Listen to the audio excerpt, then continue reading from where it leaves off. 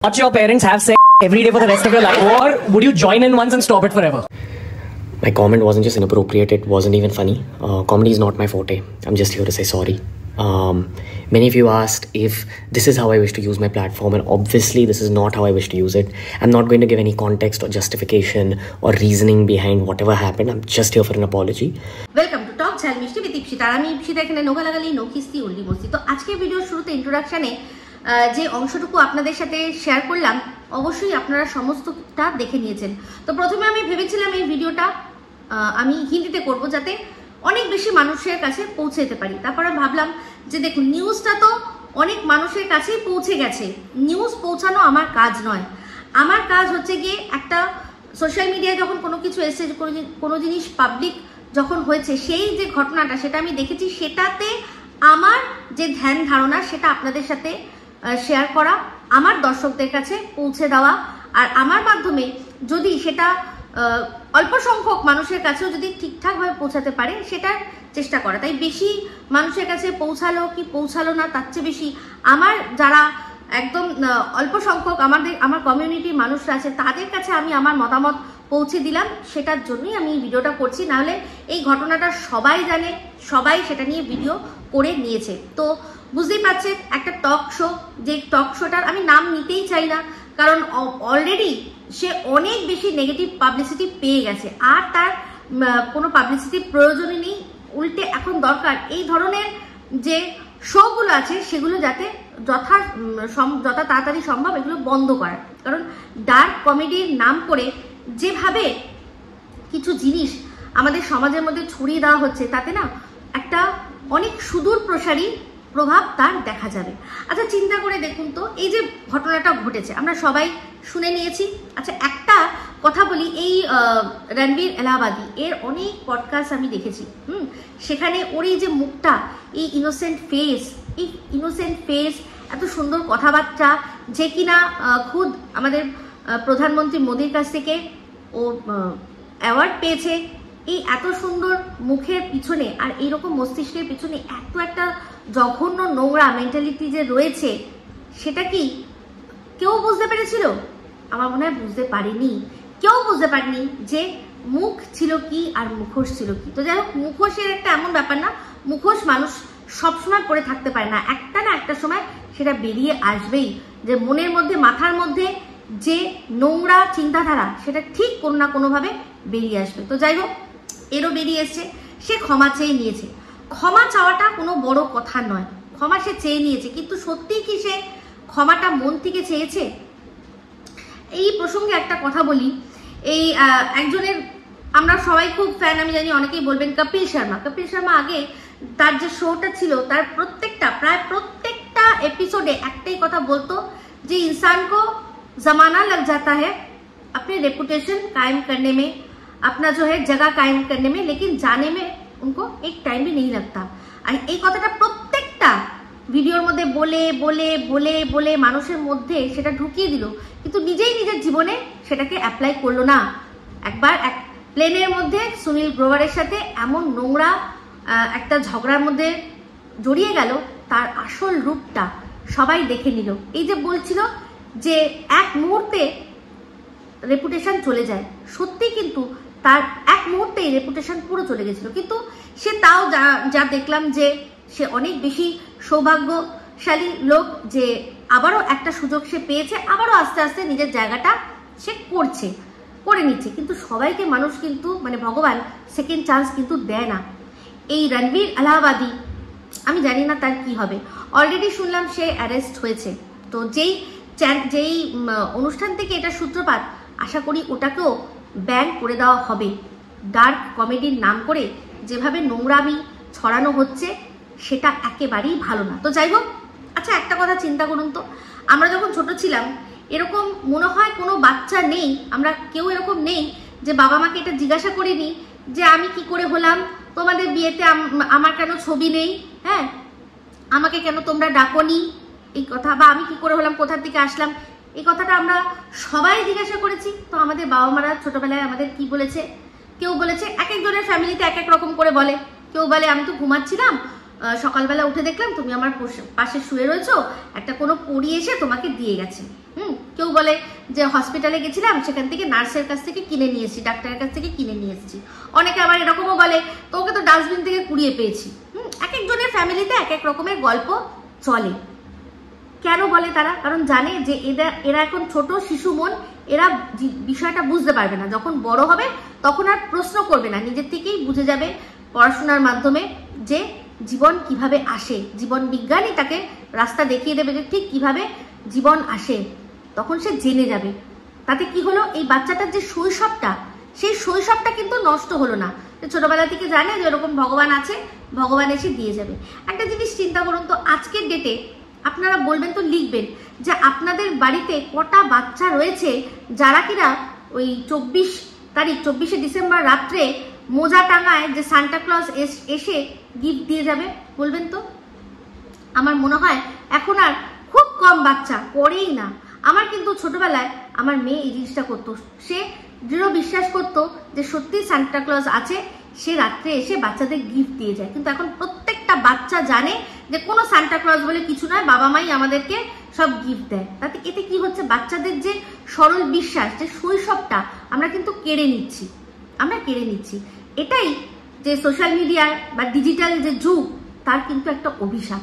আমাদের বাচ্চাদের থেকে ইনোসেন্স, তাদের শৈশব চলে গেছে। প্রত্যেক কটা বাচ্চা, একটা কোনো বাচ্চা না, প্রত্যেক কটা বাচ্চা পাকা। সবাই আমরা বলি আমাদের সময়ও পাকা বাচ্চা ছিল, সেটা আলাদা। কিন্তু এখানে যে এখন যে বাচ্চারা যে ধরনের প্রশ্ন করে, যে ধরনের কথা বলে, যে ধরনের অঙ্গভঙ্গি করে, আমরা প্রচুর দেখছি না তাদের কি হচ্ছে না, শৈশবটা আমাদের চলে যাচ্ছে। তো এই জন্য কি এই ধরনের যে ডার্ক কমেডিগুলো রয়েছে, এখানে তো এজ লিমিট বলে কিছু নেই, সবাই দেখে। তো সেক্ষেত্রে কি হচ্ছে, এই যে এগুলো দেখে দেখে যারা বড় হচ্ছে, তারাও তাদের বাচ্চাদের কিন্তু ডাইরেক্ট একদম বলেই দেবে যে তুই ভাই এইভাবে এসছিস, ভাগ্যিস, মানে দুদিন পর দেখবেন এরকম বলবে, ভাগ্যিস প্রোটেকশন ব্যবহার করলে তুই আসছিস না। যদি জ্বালায়, যদি ডিস্টার্ব করে, বলে প্রোটেকশন ব্যবহার করলে তুই তো আসছিসই না, ভালো হতো বুঝি। এরকম ধরনের আজকে ডেটে যারা এই ধরনের ভিডিও দেখে বড় হবে, মন মানসিকতা যাদের এরকম হবে, তারা এইরকমই বাচ্চাদের বলবে, এই দিন আর দেরি নেই। তো অবশ্যই একটা এজ রেস্ট্রিকশন আর একটা মানে কি বলবো, একটা যারা এই সোশ্যাল মিডিয়া রয়েছে, যাদের অনেক বেশি রিচ, তাদের কিন্তু মাথায় রাখতে হবে যে তারা কি বলছে। একটা ফেমাস ডায়লগ আছে, যেটা কিন্তু আমি অনেক সময় আমার ভিডিওর মধ্যে ব্যবহার করেছি, যে great power comes with great responsibilities. মানে তোমার কাছে যখন গ্রেট পাওয়ার আছে, তুমি চট করে অনেক মানুষের কাছে পৌঁছে যেতে পারো, তাহলে সেই পাওয়ারটা তুমি তোমার একটা ভালো কাজে লাগাও, পজিটিভ কাজে লাগাও।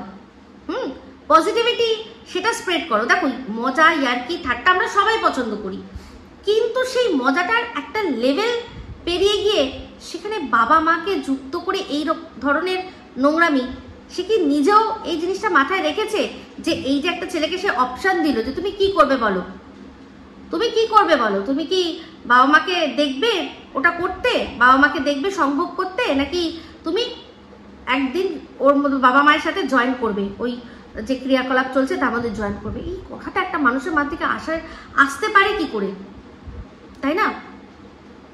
তো যাই হোক, দেখুন এমনিতেও কিন্তু এরকম অনেক ডার্ক স্টোরিজ আমরা শুনেছি, আমি তো শুনেছি, যেখানে কিনা এরকম মানে অনেকে আছে যারা নাম না করে তাদের গল্প বলে, সেক্ষেত্রে বাবা মাকে তারা সেরকমভাবে দেখেছে, দেখে তাদের মন ভেঙে গেছে, কারণ বাবা মা অন্যরকম কিছু বলেছে। এটা স্বাভাবিক কথা, বাবা মাকে আমরা, বাবা মা আমাদেরই বাবা মা, আমরা সবটাই জানি, কিন্তু কোনোদিনও আমরা সেই রকমভাবে দেখতে পারবো না। আমরা যখন আমাদের ছেলে মেয়েকে বিয়েও দিই, আমরা জানি বিয়ের পর কি হবে, তাহলে সেটার আমরা কল্পনা করব না বা সেটা নিয়ে আমরা ফ্যান্টাসাইজ করব না।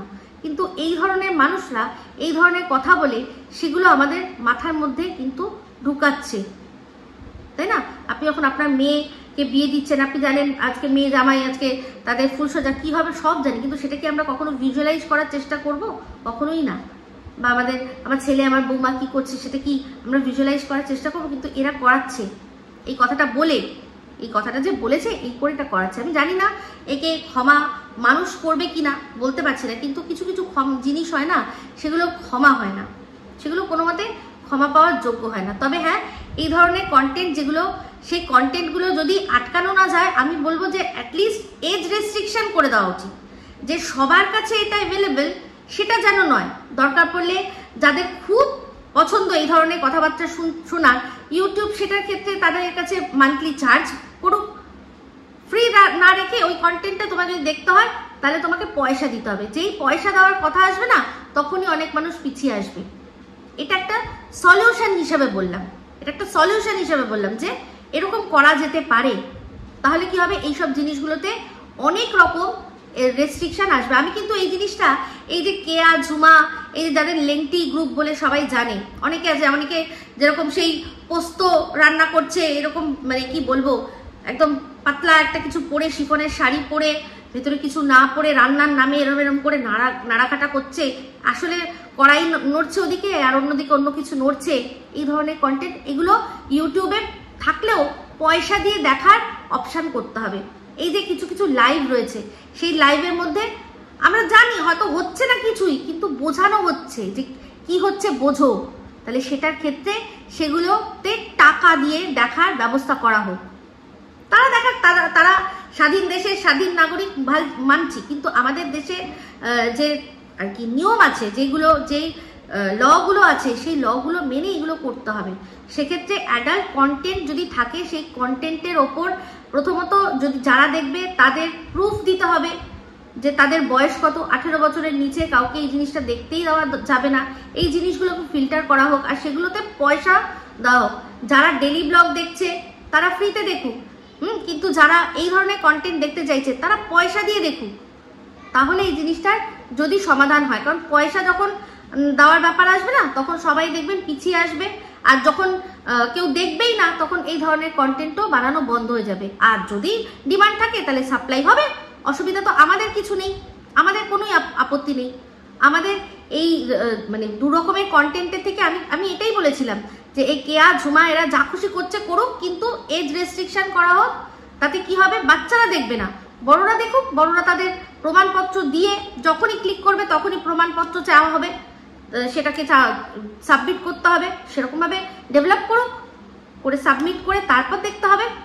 তাহলেই দেখবেন এই নোংরামি বন্ধ হয়ে যাবে একদম। তো যাই হোক, আমার এই বিষয়টার মধ্যে এটুকুই মাথায় মানে ছিল, কি হয়েছে না হয়েছে সেটা নিন্দনীয় অবশ্যই, কিন্তু আমি আমার মতামত, তার একটা সলিউশন খোঁজার চেষ্টা করলাম। আর অবশ্যই খুবই বাজে লাগছে জিনিসটা। তো এরপর কি হবে আমি জানি না, তবে এই ধরনের কন্টেন্ট, এই ধরনের জিনিসপত্র মানুষের কিন্তু বাচ্চাদের বিশেষ করে শৈশব ছিনিয়ে নিচ্ছে। ইউথ যারা রয়েছে তাদেরকে বিপথে চালনা করছে, তারাও তাদের ছেলে মেয়েদেরকে এই ধরনের ভাবেই বলবে। তো এই জিনিসগুলো স্টপ হওয়া দরকার, ঠিক আছে? তো আমার এই বিষয়টা নিয়ে এটুকুই বলার ছিল।